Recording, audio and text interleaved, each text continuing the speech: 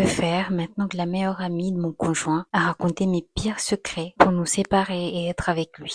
J'ai besoin de vos conseils. Alors, je sais que ça fait vraiment très cliché, mais j'ai vraiment l'impression que la meilleure amie de mon copain voulait que je disparaisse de la vie de mon copain et de sa vie à elle. Et elle a malheureusement réussi. Cette histoire date d'il y a quelques années. À ce moment-là, j'étais avec Steve il y a presque un an. On s'est rencontrés pendant le Covid, et donc comme on était en confinement, j'ai pas pu rencontrer beaucoup de ses amis au début. Et finalement, il m'a présenté sa meilleure amie, Sabrina. Ils se connaissaient depuis le lycée et c'était son tout premier amour. Ils ont perdu leur virginité ensemble et ont même fait un pacte de mariage. Vous savez, ce genre de pacte où les deux personnes se promettent de se retrouver à 30 ans pour se marier s'ils n'ont pas trouvé de conjoint. Et bon, Steve m'avait déjà tout raconté avant même que je rencontre Sabrina. Ça me dérangeait un peu, mais bon, je me suis dit que c'était juste une vieille histoire. On a rencontré Sabrina et son nouveau copain, Matty. Elle était drôle, sociable, vraiment attachante. Et je me suis même surprise à me dire que je comprenais finalement pourquoi Steve l'a gardée dans sa vie. Elle m'a fait me sentir bien et nous a même proposé après la soirée de nous ramener chez nous. On était au restaurant. Alors on a accepté, mais on a finalement passé toute la nuit ensemble et pendant la soirée, elle a même donné le feu vert à Steve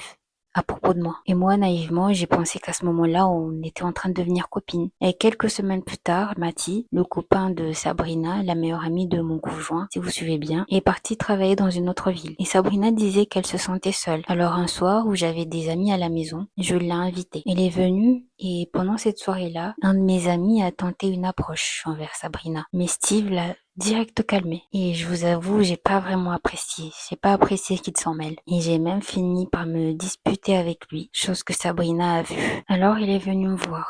Et à ce moment-là, j'ai craqué. J'ai commencé à tout lui confier. Mais je me suis trop confiée. Je lui ai dit que j'avais du mal avec son passé à elle et Steve, que j'avais du mal à faire confiance aux amies filles. Et je lui ai même raconté la fois où j'ai pas été très honnête avec Steve. Mais pas que. Je lui ai confié d'autres secrets vraiment très sombres de mon passé. Elle a dit qu'elle comprenait, qu'elle garderait tout pour elle. Mais je suis sûre à 90% qu'il lui a tout raconté ce soir-là, quand ils sont tous les deux allés chercher des pizzas. Parce que quand Steve est revenu, il était froid. Et ce soir-là, il lui a même proposé de dormir chez nous, avec moi, dans mon lit, pendant que lui prenait le canapé. Le lendemain, tout semblait normal. Et des semaines passaient sans que Steve ne mentionne cette nuit-là. Puis une fois, il s'est blessé au travail. Il a essayé de me joindre, mais il n'y arrivait pas, parce que moi aussi j'étais au travail à ce moment-là. Mon téléphone était enfermé dans un casier. Alors il a appelé Sabrina, qui est tout de suite venue le chercher, et l'a ramené chez nous. Et quand je suis rentrée, il a littéralement explosé. Tout ce que j'avais confié à Sabrina est sorti de sa bouche. Il disait qu'il ne pouvait plus me faire confiance, que je n'ai pas été là quand il avait le plus besoin de moi et qu'il avait besoin d'espace. Le lendemain même, Sabrina est venue l'aider à déménager